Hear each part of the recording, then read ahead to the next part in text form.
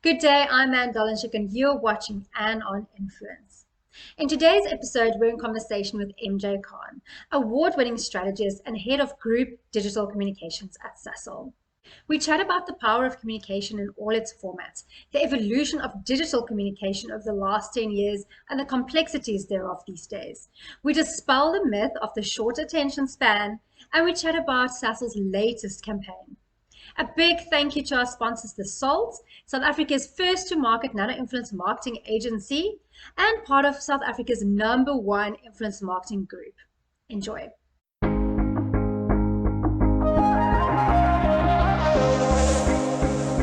So these days, when it comes to digital marketing, the magic is often found in getting the right person to create and post content. This is where theSALT steps in. We generate and grow a dynamic database of real influencers, real people with real relationships within their highly engaged online communities.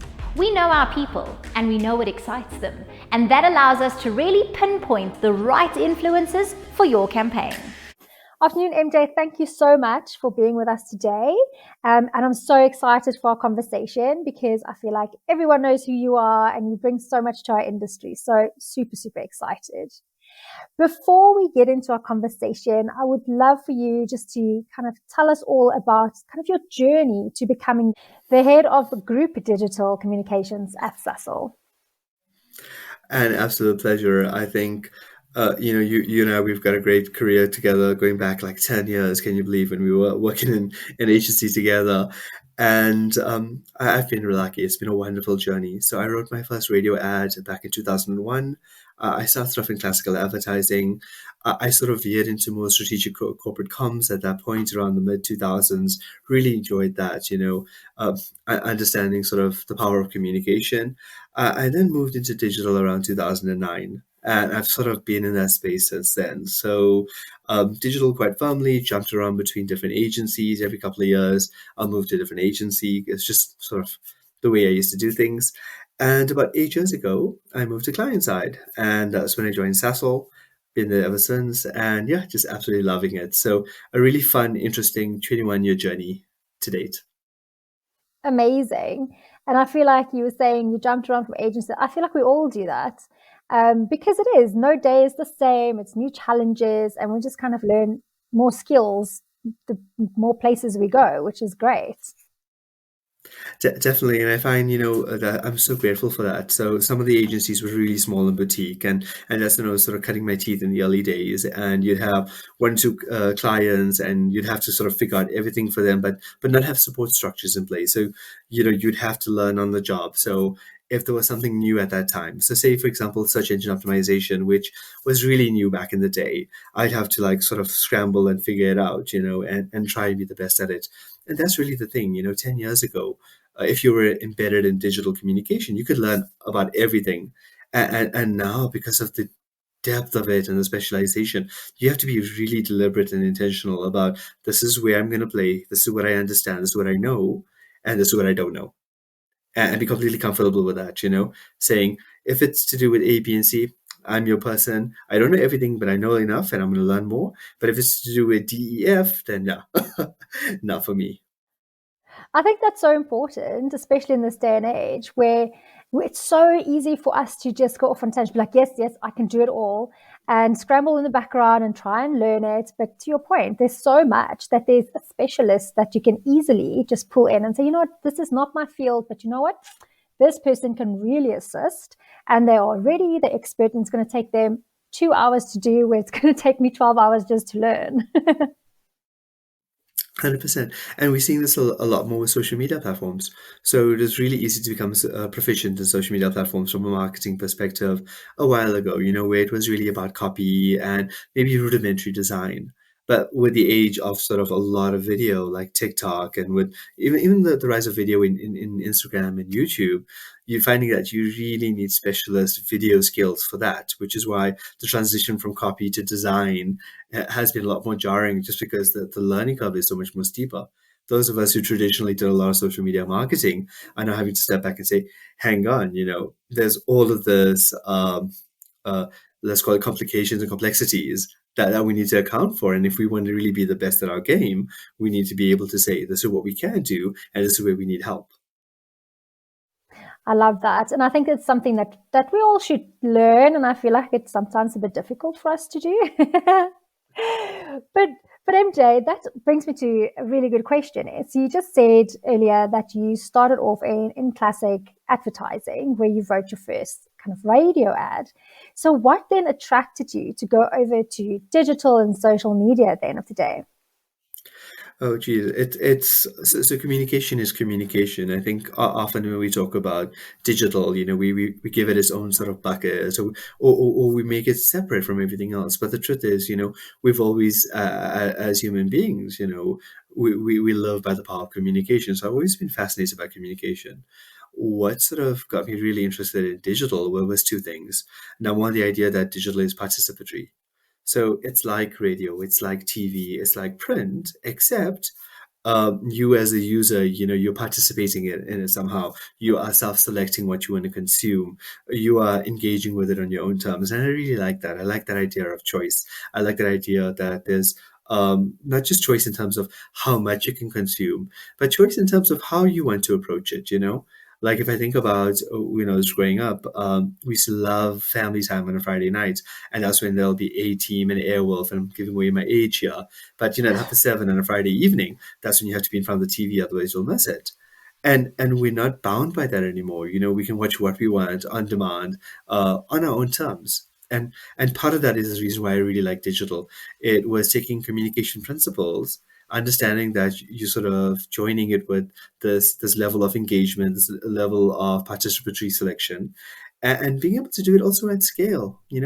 All of a sudden, because of digital, I could reach so many more people than I could just traditionally. So I thought that was a really interesting aspect of digital that I love to explore, and I sort of just went down that path. I completely agree with you. And I think for me, digital is also what you were saying. It's not that one-way communication where a brand is speaking at you. It is that participation. It is that two-way communication where brands can seem accessible, where you can actually have conversations with your consumers or your fans. And I think that makes it so much more exciting, but also so much more complex because you have to get that tone right. 100%. Gone are the days where as a brand, you have any semblance or semblance of control, right? And everything has to be sort of manufactured in a certain way, because now as brands, you're realizing more and more you don't necessarily have control of your brand. You don't have control of what you do. It's the community does. It's open on social media, which is why as a brand you also need to be very strict and about how you position yourself online. You need to be strict in terms of whatever you're doing. Question yourself: is it self-serving, or does it have value to external stakeholders? And we might touch on this a little later, but that forms part of my principles in terms of how I create content and what are those things I factor in before I even press publish on any piece of content.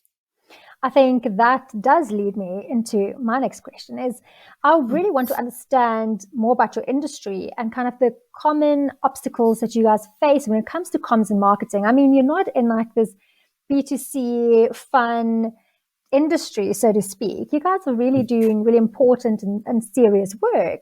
So how do you then communicate with people, and kind of what's your tactics to kind of overcome those obstacles that you would find?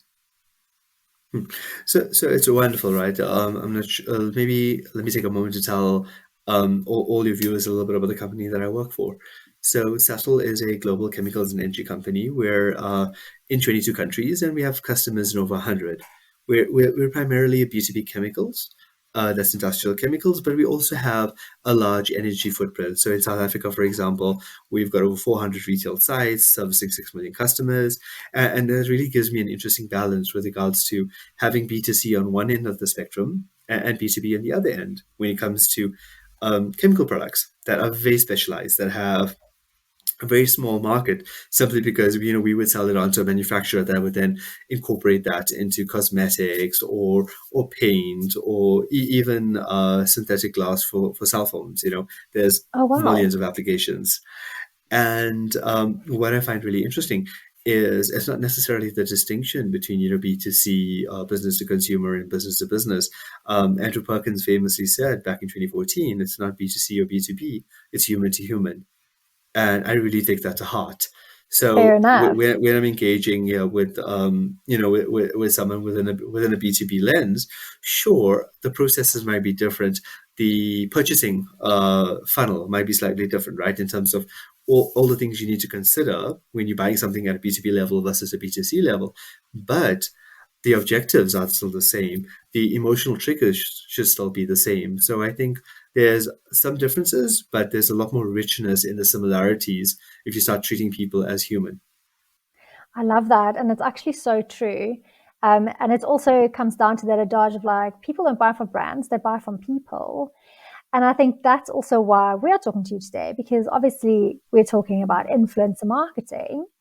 And before we go into what Sasol actually does with influencers and how effective that actually is, which was a bit puzzling to me, but the proof is in the pudding. I want to take us back a little bit, and I would love to understand from you, where in your career did you first encounter influencer marketing? I kind of want to know when it was, what format that took. Was it kind of celebrity endorsement? Was it your clients? And really, what was your expectations when you started with it? Wow. So you're taking me back 10 years. I did my first look.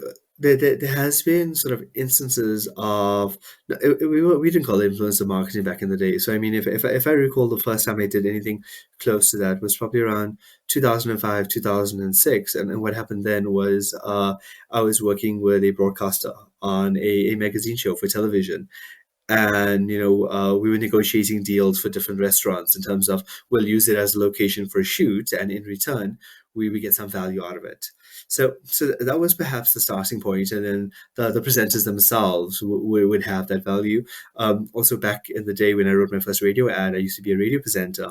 So this was for a community radio station, so there would be some level of exposure with myself in that space, and my ability to then sort of sell products based on that, right? Simply because of the audience. So I dabbled in it a lot in the past, but the first time I actually did it in a very meaningful way at an agency level was in 2012, and it was for a toothpaste brand. And back then, I think it was really undefined. It wasn't the rise of influencer marketing the way we perhaps understand it now No. in terms of its maturity cycle. It was really about using celebrities for their reach more than influence, if that makes sense. So yeah, contracted out to a celebrity, paid them a lot of money to promote the product. And it didn't really work out because, as you said earlier, social media is all about the feedback loop. It's about not just Yeah. broadcasting, but listening to people when they talk back. And when people ask the celebrity questions related to their product, it was really evident that we weren't paying for influence, we were paying for reach. And I feel like this was 2012. So I would Mhm. guess the main platform would have been like Twitter. Am I right? Yeah, so Twitter and Facebook, those were the big ones back in the day. Yeah. But to your point, and since then we've obviously a bit more, I wouldn't say regulated, but there's a couple of things in play now where they have to disclose whether it's paid for. Because to your point, all of a sudden I'm this big celebrity and all of a sudden I'm talking about toothpaste.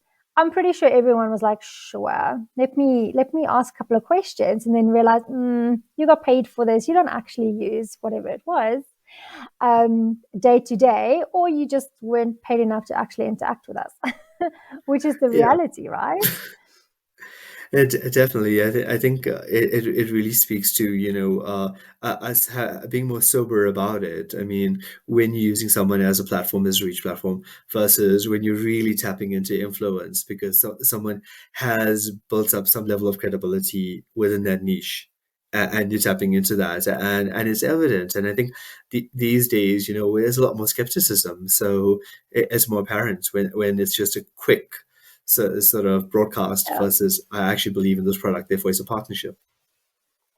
And I think that is exactly it. It's that credibility, and it's also that resonance, right? These days we won't just choose someone because they're famous or for the amount of followers up. We would have all these questions and look into who they actually speak to and their content and their values, which is great. And you said that campaign didn't really work out for you guys. So I wonder, what was your kind of thoughts after that campaign? Were you like, oh, influencer marketing, this is a hack? Or what was the thought process after that? It was disappointing. I mean, look, I mean, this is back in 2012, where even something like paid media for digital wasn't necessarily at that point, it was really mature, and a lot of brands understood how to do it really well. You know, back then, a lot of us were booking paid media through one platform, and it was a really sort of 100%. laborious, cost intensive sort of process. You know, now it's really democratized, right? So now anyone with a credit card can go to Yeah, Facebook and promote a post with like 3 clicks, and it wasn't like that back in the day.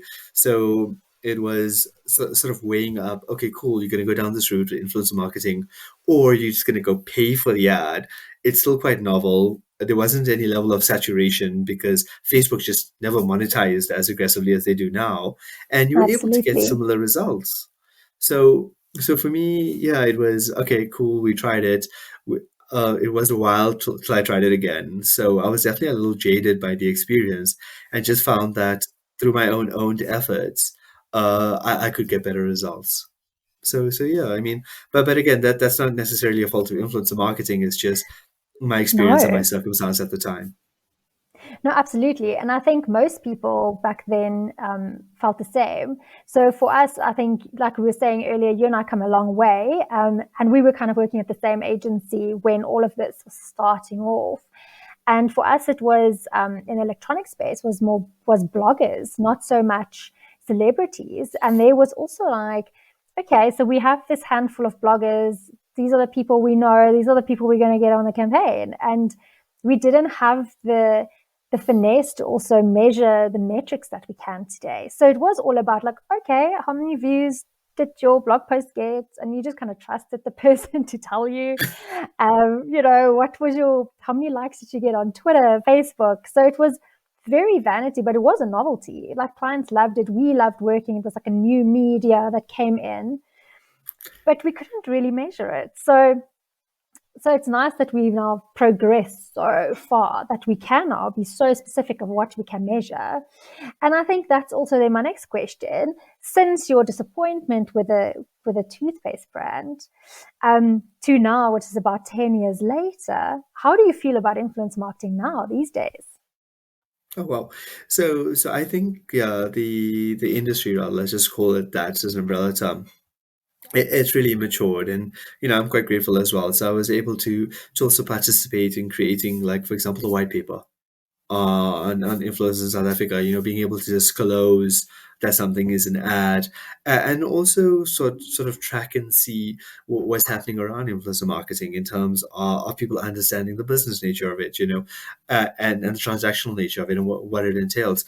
And I mean, part of what you did back in the day, and what I've learned a lot from you at that agency, was how you really looked at it from an interest and niche perspective. So I gained so much from you back then, and we're starting to see a lot more of that translate into what a lot of agencies are doing these days. So hat tip to you, definitely.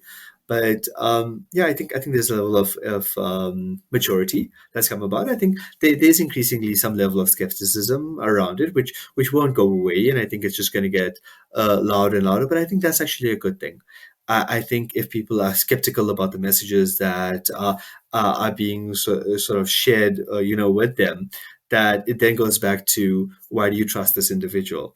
And if you trust this individual, do you believe they have, your best interest at heart? And do you think they'll endorse something that resonates with you? So it is becoming an interesting space. It almost reminds me of, like, if for those of you who enjoy classical media theory, and the classic example is War of the Worlds, right? And initially it was a radio show, and when they played it on radio, a lot of people lost their minds because they thought there was an actual alien invasion. And Yeah. you can sort of look at how, I think this was the 20s or 30s, back then, there was this level where if someone sees something on radio and you don't have that familiarity, or the sophistication to understand that it's just fiction, it might cause real panic. Whereas now we're a lot more skeptical, whether it is just the abundance of information we have at hand, whether it is our own choices, whether it is us just being skeptical of the system, if you want to call it that. I think there's a level of sophistication, a level of skepticism that's inherent in all of us as consumers these days that will then go out and regulate, in a way, influences. And if an influencer is saying something that's inauthentic, they'll be called out for it. Absolutely. And I agree with you. I think it's a very good thing. And I think we've seen it, especially over the last 3-4 years, where this has started happening, where people are really skeptical and they have weeded out, so to speak, the disingenuous influences, where you've seen a lot of them disappear just purely because they were just doing campaigns for the sake of doing campaigns. And the ones who really stuck to it and is amazing now are the ones who stay true to who they were, who was really picky about who they worked with, the messages they put out, and they're the ones on the rise. So I completely agree with you. And also with this maturity came with the beauty sector. Also, I think recently, was it this year in the UK, we said, if you're going to use a beauty filter, if you're doing a beauty campaign, you have to disclose that because, again, it's misleading advertising. So I know a lot of people think it's silly and people can spot an ad a mile off, but I also think there's equally as many people who just want that transparency, whether they can see it or not. And to your point, I think whether you can spot if something's an ad or not is inconsequential.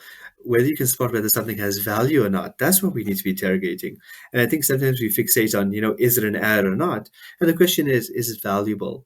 So I often hear this myth about how our attention spans are like a goldfish, right? 8 seconds. And that's been debunked scientifically.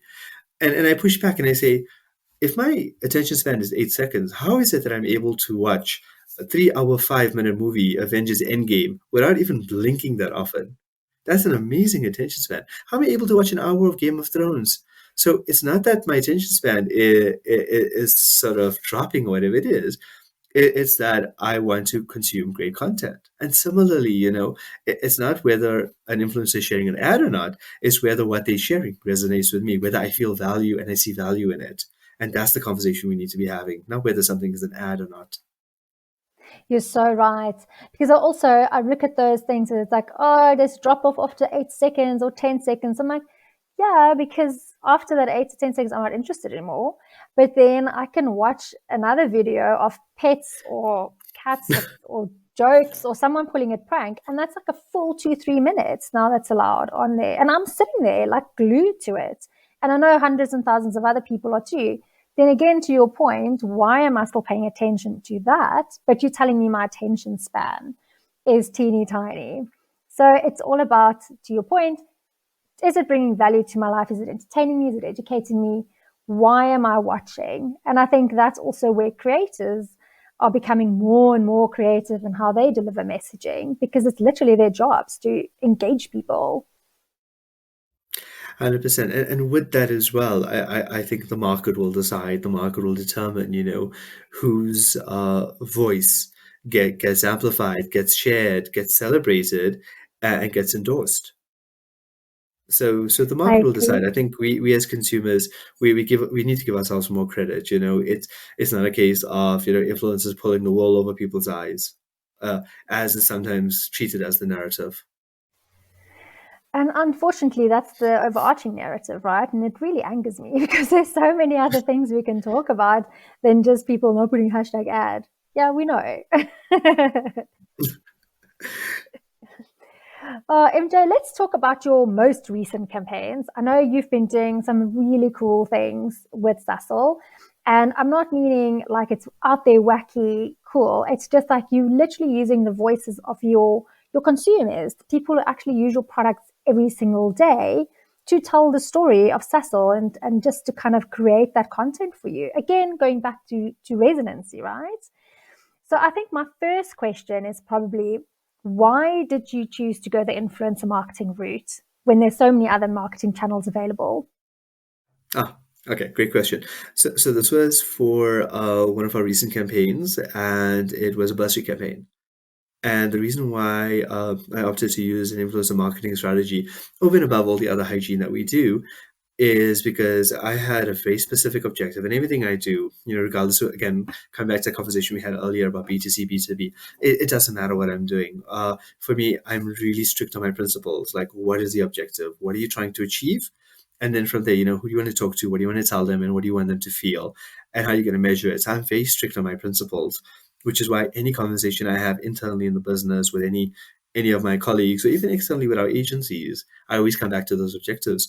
And when we looked at the bursary campaign, there were two things I noticed, based on what I've tracked in previous years. The first thing I noticed was this year we just didn't have enough time to create enough assets. So normally we'd have a longer lead time with bursaries. We'd be able to go and interview current bursars and get their perspective on why Sasol bursaries are valuable. And we simply didn't have enough time to actually shoot a lot of great content like that in the cycle, So we were able to create some static visuals, but that was about it. So we needed more creative, simply put. And a great way of doing that is by reaching out to influencers and content creators and saying, here's my challenge. Can you create content within your own point of view and framework? So that was the first guiding principle. The second guiding principle is I'm never, ever comfortable with just doing the same thing I do all the time. I don't benchmark against my peers. I benchmark against my previous campaigns. And I said, okay, cool. We've done all this great stuff in the past. So our hygiene for these campaigns are amazing because we get great results for bursaries. It's something I'm very proud of. But I'm like, I can always do a little bit better. I can always try and reach that candidate that I haven't been able to reach with all my other platforms and tell them about it because it's such a great opportunity. I want everyone who meets the criteria to be able to apply for it. And we thought some of these content creators, these influencers, they are able to tap into some audiences that I might not necessarily have been able to tap into. So let me then utilize them to just spread our message into the furthest sort of spaces, So it wasn't going mass per se, that we took care of in terms of our digital spend. It was about going niche. It was, let's speak to people. Let's have a person that can engage with their community, that can answer questions. There, for example, if there was a language barrier, we could overcome it that way, and we could start speaking to a lot more people so that this great message could go out. So yeah, those were the two things that really informed me, sort of raising my hand and saying, let me try and influence the strategy. So what were your main objectives besides just reaching those niche audiences and the people that you really want to speak to? In other words, kind of like, what did you really measure on this campaign? Because, bursaries, that's a fantastic campaign, but what are you measuring to see what success looks like? So with bursaries, it's fundamentally really about getting people to visit the website and apply. So at its core, it's a very simple objective, something we can measure digitally, right? So we can measure traffic. What I always look for over and above making sure we get people onto the site to apply is to make sure that we get as much diversity as possible. We do understand that we need to have a lot more representation when it comes to women engineers. It's really important. And that's one of my passion points is how do we challenge the status quo in what is sometimes viewed as a traditionally male-oriented industry, which is engineering. So how do we ensure that we get more women to the pipeline? So how do you inspire girls who are in matric and studying science to know, hey, there's an opportunity for you to take this further, to become an engineer? It's not just stereotypically something that men do. And for me, that's really important. So over and above just getting people to go into the site and register, and obviously we're very transparent as well. So our criteria is very clear, it's out there. And part of that is also we're comfortable with who we are. We know what we want, we know what we offer, and we know what it's meant for. So we're very clear on that. Like, you go into that website, you'll see the criteria. So with that in mind, that empowers me, knowing that I'm trying to get as many people as possible. It really is about how do we get people to apply and how do we widen the net so we get a lot more diversity in applications. Those are my objectives.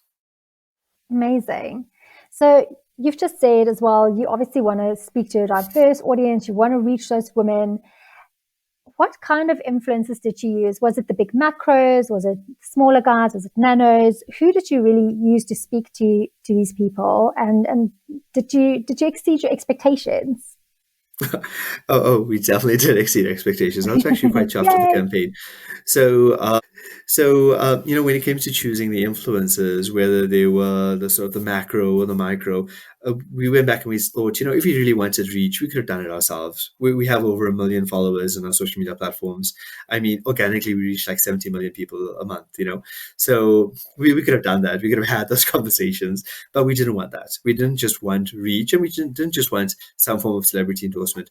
We wanted to speak through people that really believed in it and that knew people that could benefit from bursaries, So we wanted that authentic conversation. So we went micro, we went nano, we went really small, really niche, because those were the gaps that my paint couldn't reach, and that's who I wanted to speak to. I wanted it to be intimate conversations amongst a few people, because if we could, out of this entire exercise, get maybe even 500 more people to apply for a bursary that never knew that it existed and didn't know this opportunity existed, I would have been happy. And I'm glad to say, we got so many diverse applicants because of the process. And I'm going to attribute some of that success to the influencer campaign.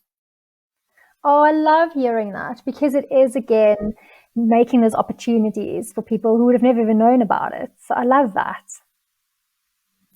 Yeah, it's a great campaign.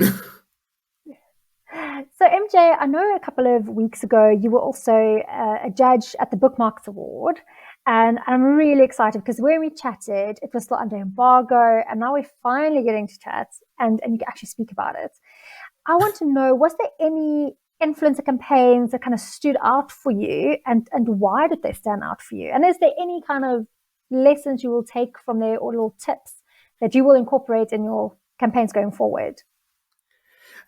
So lots of trends that pop up, from a sort of awards perspective when it comes to influencer marketing. In fact, what I probably might do is I might reflect on what has happened in previous years. So I'm very lucky when it comes to Bookmarks. This is my third time judging Bookmarks, and I'm also lucky because I'm vice jury chair for the panel as well. So it was quite a great experience. In fact, at the moment, I'm actually judging the NextGen Awards, and Amazing. that I'm judging for another 10 days, and then I think the winners will be announced next month.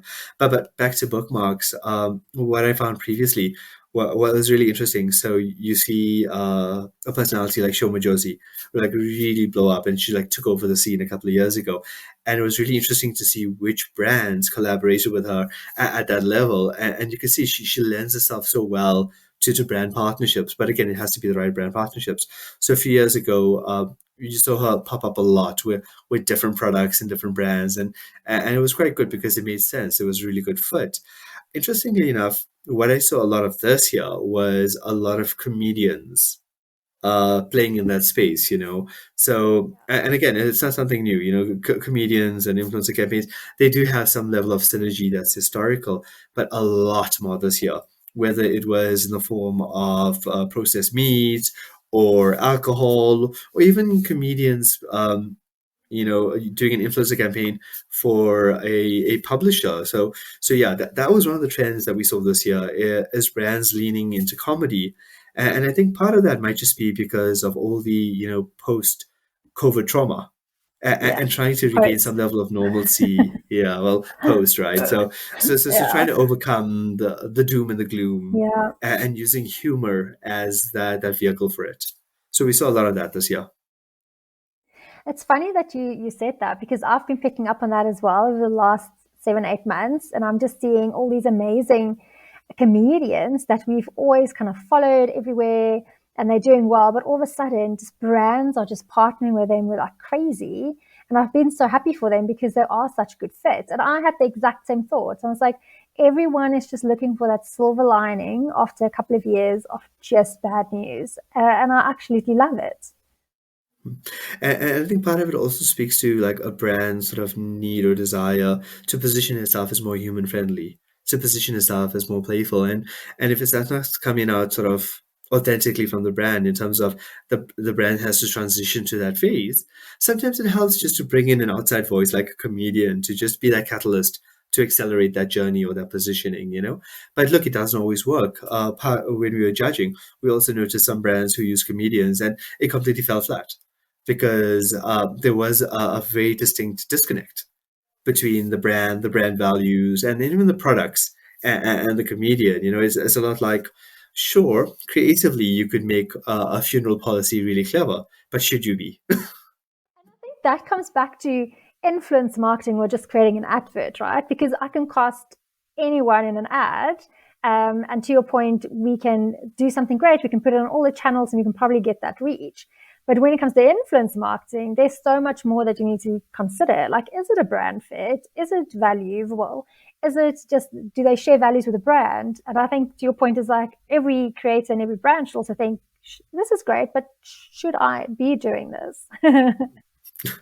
No, and that level of skepticism is good because I think as a brand as well, what I've learned sort of historically is sometimes brands, we sort of lose our way. So we have a very distinct brand essence.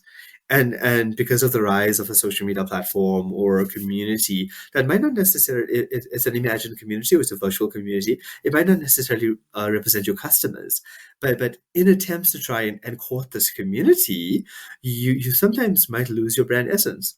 And I mean, I had this experience about a decade ago where I worked with a certain cosmetic product, and it was a very clear and distinct brand essence that I stood for.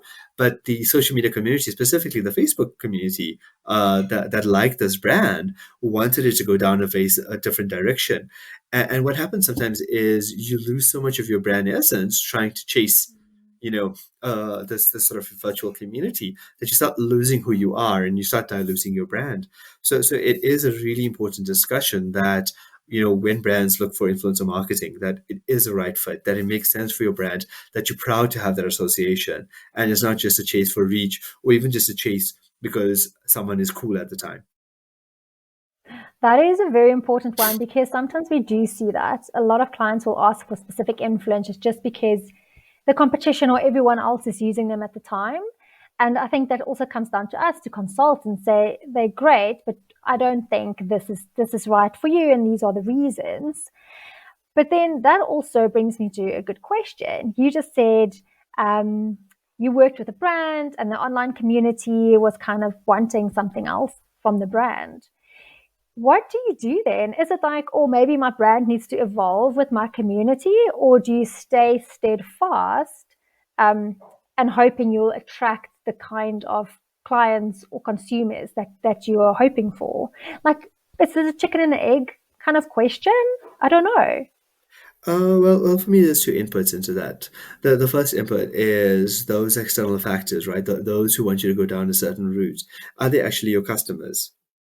And that's a really important question because, at the end of the day, as brands, you're not simply there for engagement. You're not simply there to have a good time. You're there because you have a product to sell, you have a business to run. And you have to be really sober about that and say, okay, all of this noise that's happening around the brand, the sentiment, does it come from actual stakeholders who have a vested interest in the brand? Are they customers? Are they shareholders? Are they members of the community that have a vested interest in your brand because of whatever reason, And if not, is it just noise? And a lot of brands are not having those conversations where they can separate the noise from the earnest voices. So that for me is really important, is understanding, who's making, who's contributing to that online conversation and what is the value of those individuals. And to be honest as well, like if you got a bunch of views on something, but it didn't move the needle or it didn't actually, result in any brand recall, like what is the value of that? So I often give the example, and I love doing guest lectures. My background's in lecturing as well. So I used to love education. I still do. And whenever I do a guest lecture, I sometimes give the example of the Guinness Book of Records. And I talk about how the actual brand Guinness, as much as it started it, or even, the Michelin star system, where the tire brand Michelin started it, they get lost in the conversation. You don't even associate Guinness Book of Records with the actual drink Guinness anymore. No. And like, is there something to celebrate Guinness for, or has it just diluted so much, So similarly, as a brand, if you remember the joke, but you don't remember the ad, how effective and powerful is that? So brands should have these conversations where they understand, like, that conversation happening around the brand. Is it a meaningful conversation? Do these people having the conversations, do they have a vested interest in your brand? Like, are they your consumers? And is this a conversation that you put value to? Or is it just because it's something relevant at the time? So that's the first factor that I think a brand needs to consider. And the second thing really is around what's credible for a brand. brands have to be really honest about the lanes they play in, about what it is they represent, and what it is they can do, what it is they can't do. Brands can't be everything to everyone, unless your brand is you make oxygen, I guess. But so earlier when I spoke about the bursary program, I'm very clear about the criteria. I'm very clear about the objectives of the bursary program. And if someone comes and asks me, hey, listen, I want to study this thing that, we don't cater for, I have to tell them, thanks for this, but this is not what we offer. We can help you. Sorry. And a lot of brands don't want to do that. You want to appear to be everything to everyone. You don't want to choose a lane. You don't want to be very focused on what you can offer, because a lot of brands feel that, they need to be everything to everyone, and I don't know why. So yeah, I for think me, that's an it's about being excellent credible. answer. Yeah, Yeah, no, I that's think right. that's an excellent answer, and I think that also comes back to brands are also influencers at the end of the road, right? You also influence your consumers. They need to know what you stand for, what your values are, and if you aren't clear about that, you can't build up that credibility. You cannot, unfortunately, be everything to everyone. It is what it is. 100%. And I think it's an important conversation to have, and it's okay.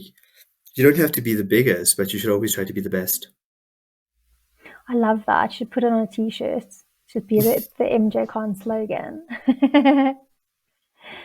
MJ, this has actually brought us to almost the end of our conversation, and I've really, really enjoyed chatting to you and listening to how you've grown since I started knowing you, and just you listening to your wisdom. And I think to leave us, can you maybe give us 2 or 3 key learnings you've learned over the last decade of actually implementing influencer campaigns? Wonderful. Okay, so a few things I'll just rattle off, I guess, as it comes to mind, right? And the first thing does come back to my principles around objectives. Be very clear about what you want to achieve. Let that guide you. Let that inform who you want to talk to, what do you want to tell them, how do you want to make them feel, and give them a call to action. Give them something to do. Don't just broadcast. So for me, those objectives are important, and it's important to also take the influences through those as well. They need to believe in the same vision you do. um, it simply can't be a case where a brand has a certain hierarchy and doesn't disclose whatever it needs to disclose to influencers and expects them to work in a siloed way. You're going to get disparate and fragmented results. You're not going to get the most because you haven't taken people on that journey with you. And the same applies to internal influence as well, with staff and employee advocacy, which I think is really the next big phase of influencer marketing. I It is agree. leveraging your internal advocates, right? So draw up your objectives, have a very clear vision, and get people on that journey with you. Let them believe in the vision and take them. So that's number one. Number two is to also provide support. And I find a lot of the times, brands or even individuals or small businesses will sometimes spend money on paid media, but they won't follow it up with actually responding to all the comments. They won't be fast enough to engage with people. And I'm like, you're spending so much money to attract customers, but when people have an earnest query or they want to find out more, you're not there for them with that same scale and that same eagerness. So with that as well, with influencers, it's really important that when we do influencer campaigns and there's certain pieces of content that go out, that we know when it goes out, so that my team is on standby to jump in to support. Because when there's questions, that's really important. That for us as a lead, we need to be able to convert that and lead in any sense, whether we want to educate a customer more, move them down the funnel, whatever it is. We need to be there. We need to be supporting influencers. We need to also endorse them as well. We want to make sure that from their points of view, they get their content gets shared by the brand, because that's an important endorsement for their own brand, for their own morale. And we want to build that. We want to celebrate the people who work with us because we value them just like how we assume they value us as a brand. So for me, those things are really important: is being accessible as a client, making space, doing immersion sessions, education sessions, taking people on that journey. Don't just give them the objectives and assume they know everything about your brand. Educate them, make them believe in the brand, and it just becomes a much richer experience. And I I think think, those are yeah, big ones. Oh, you've got another one? Please. I was just gonna say, just don't be too prescriptive. There's a reason why you're using influencer marketing. It's not because you want the same message shared 15 times. I mean, if that's the case, just use paid media. influencer marketing has to come with its own flavor and its its own thing. So as much as you give certain guidelines, don't try and restrict and constrict it too much. Allow some level of creativity, because within that diversity, you might tap into something you never thought of before. So don't just limit campaigns based on your own understanding and your own expectations and experience. Embrace influencer marketing with all the diversity that it brings as well. MJ, I think those are amazing ones. And I'm sure that resonates with everyone, because that is, at the end of the day, that's exactly what you want to do. You want to attract a diverse audience. You want to speak to everyone within your target market in a way that really relates to them. So thank you for that. So MJ, Thank you so much. This is great. No, this was so much fun. I think lastly, where can people connect with you online if they want to find more about you and what Sasol's getting up to? Oh, wonderful. So I am at Concerning MJ on all the major platforms, YouTube, TikTok, Twitter, Facebook, LinkedIn, Instagram. Recommend, if you do want to connect with me professionally, LinkedIn is probably the best space, because that's where I share a lot of content. A lot of my reflections are there. I'm also very proud. I mean, so Sasol has the largest corporate page in Africa on LinkedIn. Amazing. So, I Congratulations. share. Oh, thanks. And I share a lot of like what sort of what I've learned over the years in terms of building that presence. So if you're into that, connect with me there. On the other platforms, it's more fun. I do share quite a bit of interesting sort of marketing content across the board. But yeah, at Concerning MJ everywhere is where you'll get me. And of course, through me, you'll also get a really interesting point of view and a taste of working at Sasol, simply because I get so many opportunities, through Sasol to do really great things, whether it's watching Banyana pick up the gold trophy in Morocco, which I was able to do last month, or even next month, where I'm going to be traveling the country with solar cars that have come from around the world in the Sasol Solar Challenge. So it's always fun. That sounds like a lot of fun. I want to follow that journey for sure. MJ, thank you so much again for joining us, and hopefully we'll chat again soon. I hope so, and I must say, in closing, you've been a great inspiration and really one of the bedrocks for influencer marketing. So really great to see how you've as well grown the space. So hat tip to you. Oh, thanks, MJ, and it means so much coming from you. So thank you. Have a good Much one. love. You Much too. love Bye. to you too.